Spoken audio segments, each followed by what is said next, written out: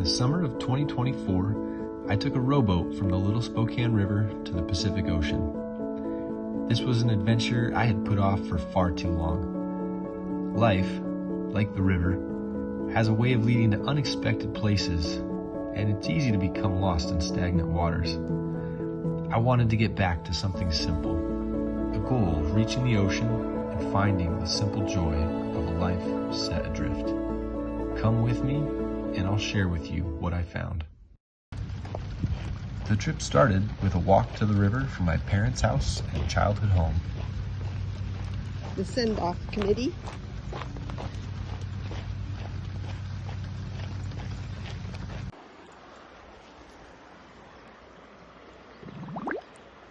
Salmon carry the memory of their natal waters with them to the ocean, and I wanted to do the same. My own little bit of river to see safely delivered to its Pacific destination.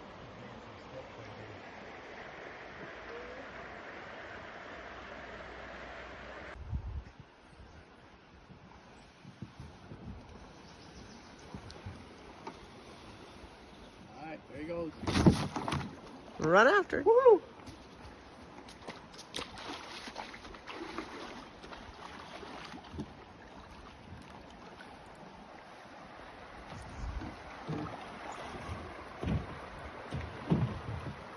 Bye, Mom and Dad.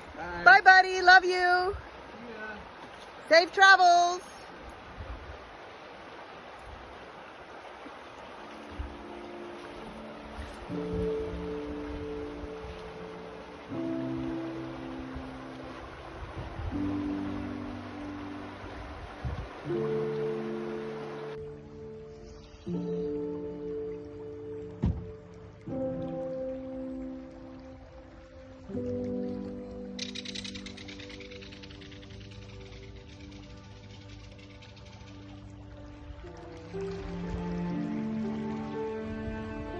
I have explored the Little Spokane with my family many times, and it never fails to reveal its beauty.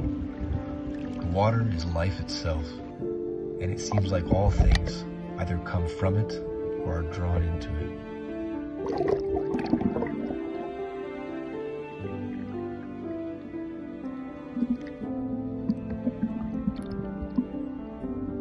Passing over this liquid light, I felt a familiar wonder that only seems to come with immersion. Does anything else even exist when you're held in a moment? When you see one small sliver of the world and yet somehow see all of it?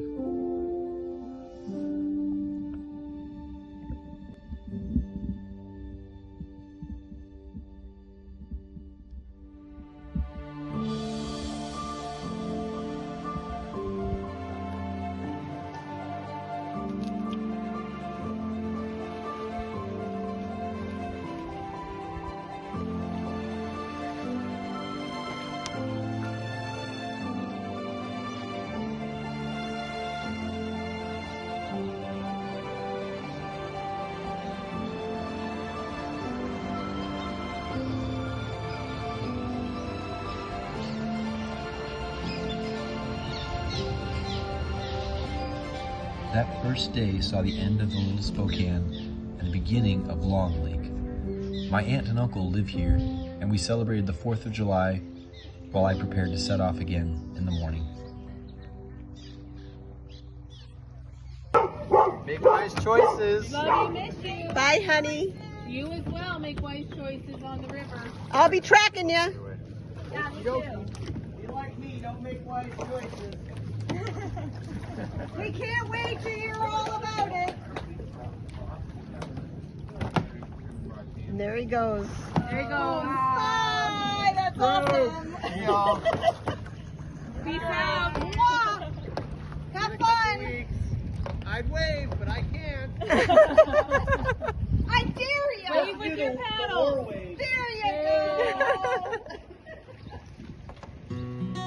My family is the best. It felt strange to pull away from so many people that I love and have known my entire life. But being alone on the river at that time and that place felt right. 2 years ago to the day, my dog Echo had passed away. And at the same time, I had ruined a relationship with my partner that had been home for 9 years. This trip was as much about discovering who I had become in the interim as it was discovering the curves and course of the river. Sometimes in life, we need a seismic event to shake the dust and test ourselves and see if indeed we can still tread water.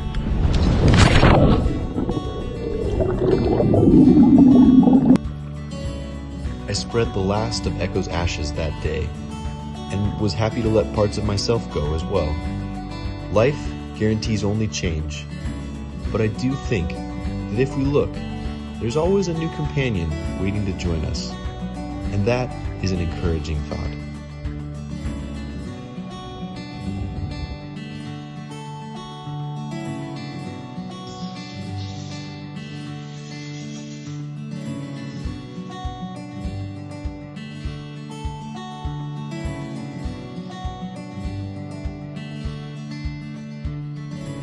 The physical work was just getting started as I hauled the boat out for the first portage around Long Lake Dam. I used a folding cart that could be kept inside the boat while rowing and set it up for land travel when necessary. This was the first of 13 dams to navigate around, and the learning curve was steep.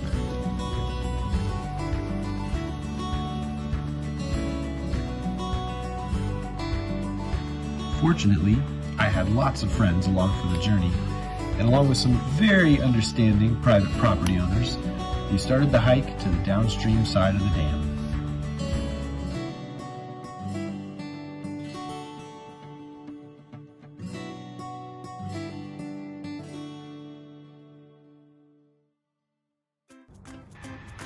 We even managed to pick up some trash along the way.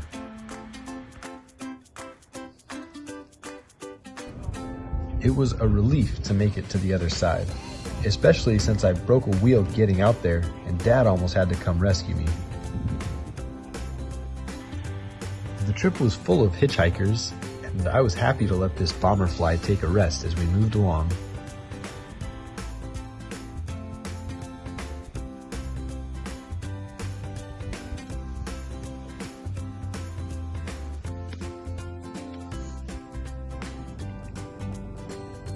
We arrived at the second dam later that day, and after letting the boat down a steep embankment on a rope, we were ready to continue.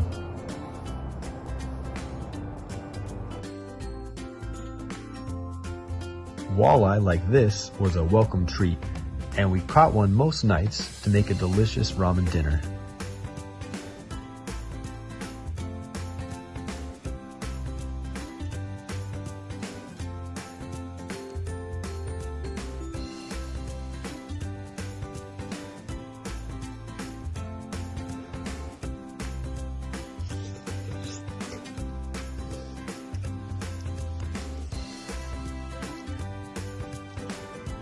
We also made friends with Amanda and her kids from the Spokane tribe. Yep, and then make the oars straight up and down. Yep, but they're kind of cupped, so turn the cup the other way. Yeah. Yeah. And then you reach way forward, reach as far forward with your hands as you can, and then stick them in the water and pull. Watch out, Moose. And that's it. You just keep doing it.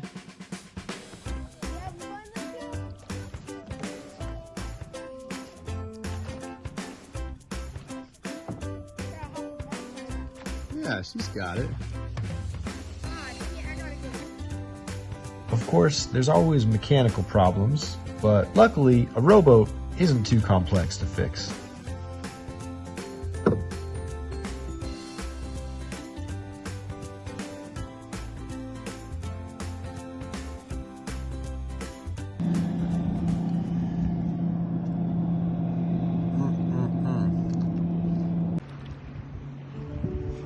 After 4 days, we said goodbye to the Spokane River and rowed out onto Lake Roosevelt on the Columbia River.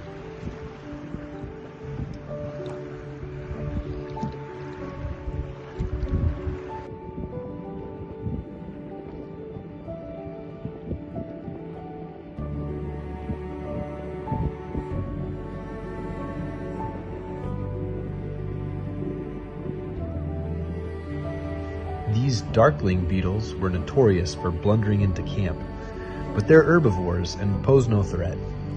If you wake up early in the morning, you can see them on sand dunes, letting water condense on their backs for a drop of water in even the driest desert.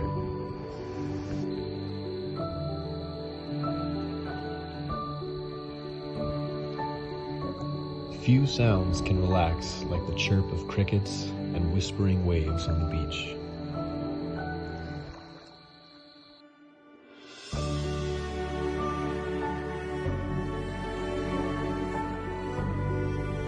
I could feel myself blending with the life and flow of the water, and the simplest of pleasures became the most sweet. From fresh raspberries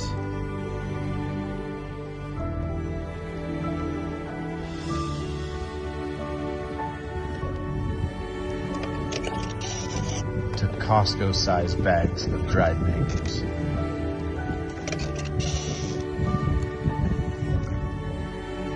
Epic features like the Cliffs of Insanity rose out from the water.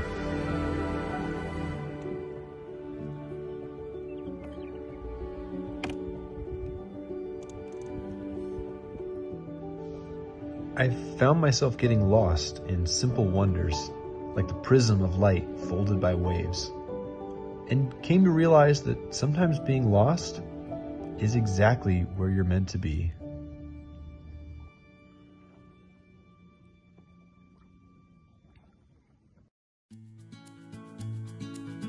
By the end of the 5th day, I had reached the largest dam on the Columbia River, and by some metrics, the entire United States, Grand Coulee Dam.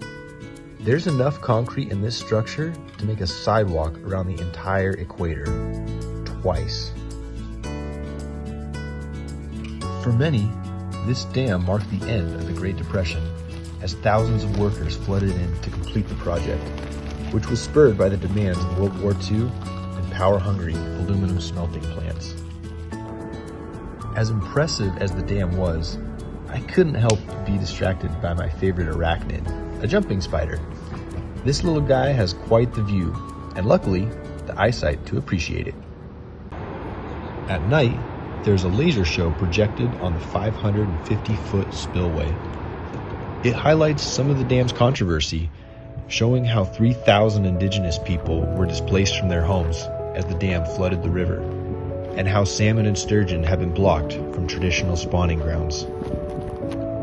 Life is complex, and so are the choices we make. This dam and others like it are an integral part of modern life, but when is the cost too great? We are terraforming the earth, and in doing so, have pushed many species into extinction. Are we willing to do that to salmon too? A short ways down the river, I came across fish pens like this one, intended to bolster the stock of rainbow trout and ocean-run steelhead. There are over 200 hatcheries on the river, and while it's a great effort, we don't seem to be doing enough. A study from U.S. Geologic Survey last year found that wild and native fish species continued to decline over the last 40 years, despite investment of over $9 billion. At this point, over 80% of the salmon that return to the Columbia are hatchery raised, and their numbers fall drastically short of historic runs. The average for the last few years has been around 2 million salmon of various species returning to the lower Columbia, but before 1860, this number was as high as 20 million, not including other anadromous species like sturgeon, lamprey, chub, dace, smelt, and sculpin.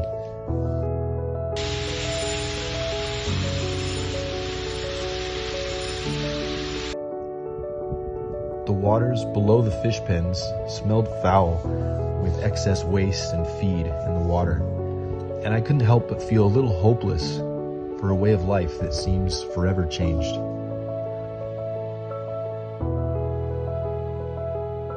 While fishing later that night, I thought about the world we're going to leave behind.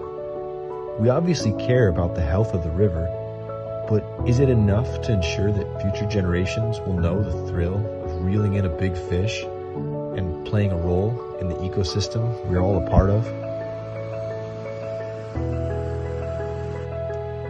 These are big questions, and we each have to give our own answer. When I reflect on what I know, it's that people want to leave the world a better place than they found it.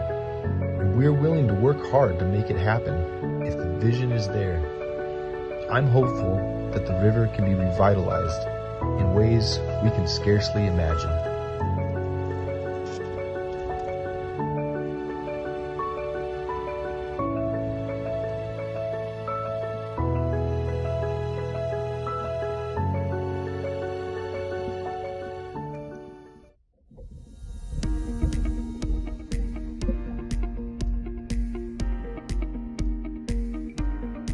While launching the boat below Chief Joseph Dam, I found something that gave me hope.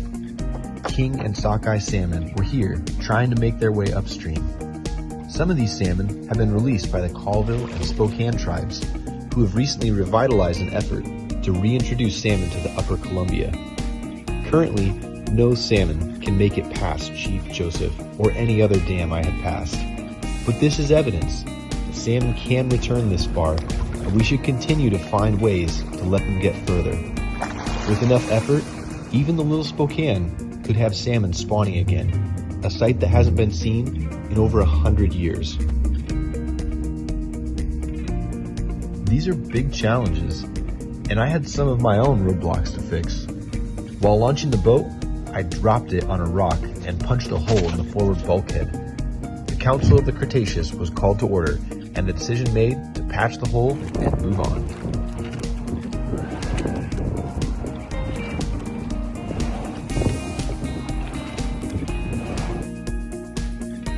Irrigation from Columbia River dams provide water to almost 8 million acres of farmland, like the apple orchards you see to the right. That's almost half of Washington State's total farmland.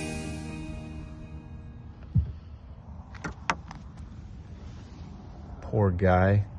This is a backswimmer, one of my favorite insects. They can fly to different bodies of water, but often mistakenly land on roads and other dark surfaces, as their eyes confuse the polarized light reflected and think it's water. The next dam required a more clandestine approach, so we took after the western rattlesnakes and slithered by under cover of darkness.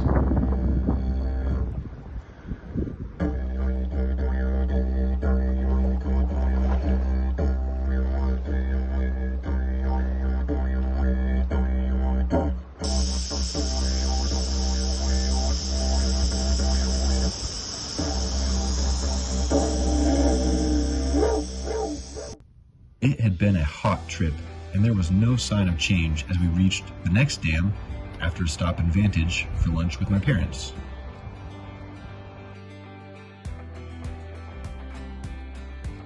The other side of Priest Rapids Dam started one of my favorite sections of the river, the Hanford Nuclear Site. Hanford was established in 1943 as part of the Manhattan Project, with the river's power turned into an engine of war as its waters cooled the 9 reactors that formed plutonium, later dropped on Japan. Decades of manufacturing left behind 53 million gallons of high-level radioactive waste, and Hanford is the most contaminated nuclear site in the country. Cleanup is projected to go on for decades, with an estimated total price tag between $300 and $640 billion. Despite this, wildlife seems to thrive here, with humans largely removed from the landscape. This is also the largest undammed portion of the river, and shows some of the unchanged beauty of the water and land.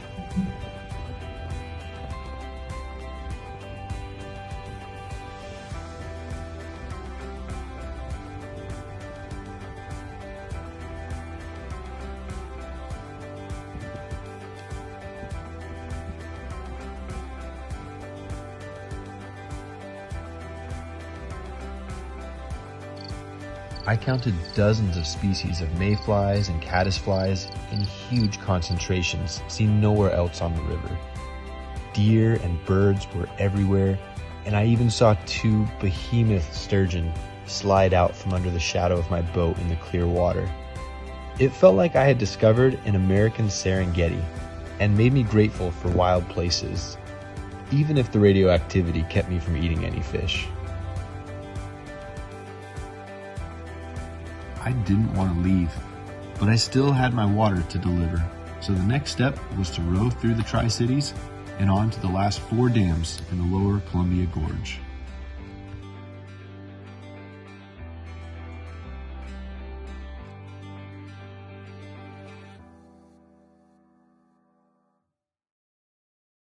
Because he's like asked for support, there wasn't any. You go to get support from you guys in Pasco or somewhere else, and they'd be like, no, you need to get support from us. I had to shake my head at the farmed Atlantic salmon offered on the menu. It seemed wrong on the banks of what was once the most prosperous salmon river in the world. Tri-Cities was a flurry of activity, and the trains and barges were constant companions for the remainder of the journey.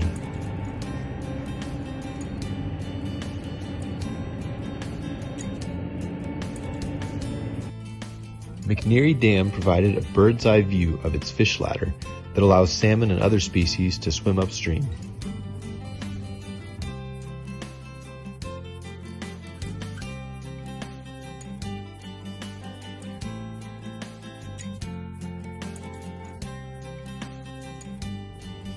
They also had a viewing room that I spent far too much time in, watching the shad and lampreys navigate the currents.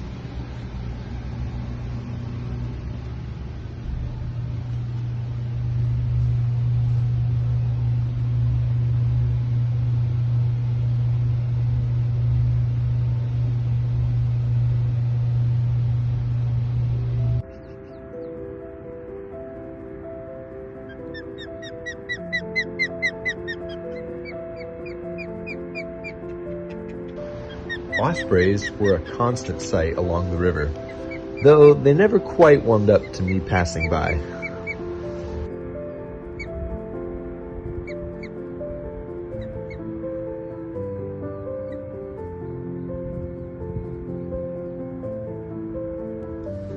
Train drivers, on the other hand, loved me.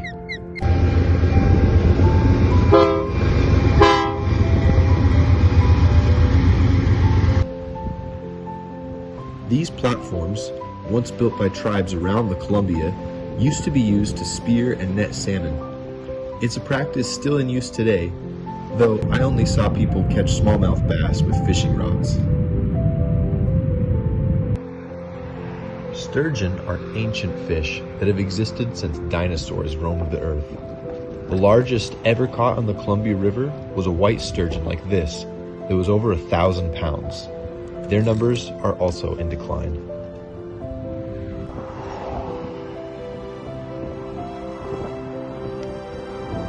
I don't know why this cobalt milkweed beetle was crossing the road, but I'm glad I found it on the long portage around the Dalles Dam. There you go, little buddy.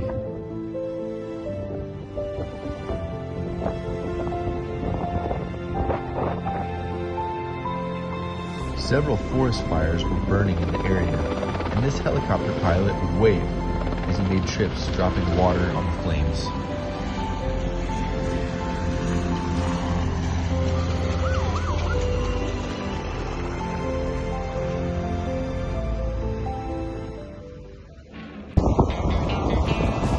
Hood River lived up to its reputation as one of the windiest spots in the Columbia, and we had waves over the bow more than a few times.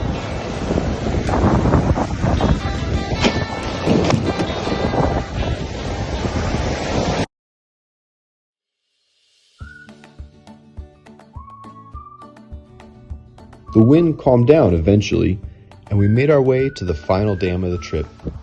Of course, there were lots of stops for blackberries. It had taken 20 days to get this far, and now the ocean was only 146 miles from the downstream side of Bonneville Dam.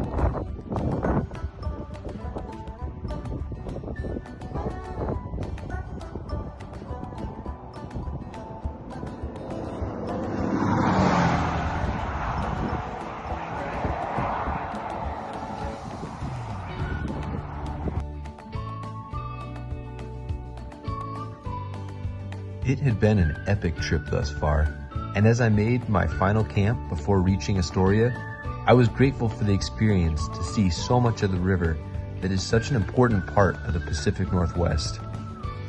I was now in tidal zones and had to travel with the currents as the saltwater ebbed and flowed into the river. I passed a rookery of harbor seals, and they were not happy that I was there. Stop it, guys.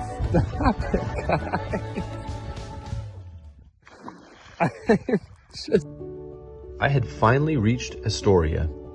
This town used to have 39 canneries in the 1870s and 80s, but by the turn of the century, the pressure of overfishing had decimated the salmon populations, and commercial fishing slowly disappeared with them. It was a little sobering to realize that we had already overfished the iconic salmon before the first dam ever was constructed. It's a story that has repeated many times, and even now, Alaskan salmon are under threat from overfishing by marine trawlers. I felt a bit like this cold and wet dragonfly, but I still had one more item to attend to.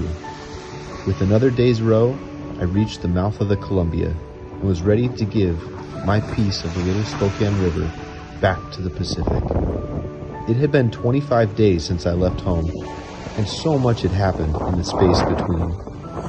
As I prepared to return the water, I thought back to the first day of the trip and a question I had asked my parents. Okay, Mom and Dad, what does the river mean to you? Life. Abundance of life. I think anytime you can live by water, especially running water, you get an overwhelming sense of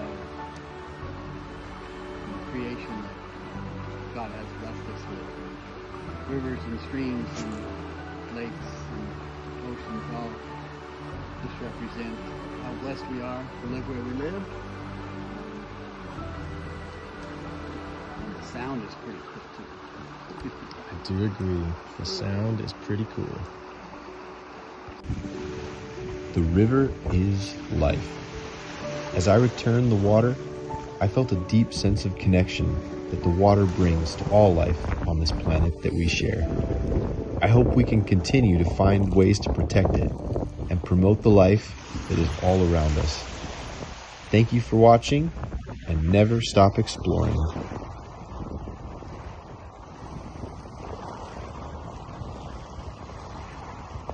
Probably. You got it. I'm the king of the world. You want this? Woo! Hey, that was a quick king of the world. Yeah. King of the world. SpongeBob SquarePants. It's not nonsense. Do something you wish. SpongeBob SquarePants. Then jump on the deck and flop like a fish.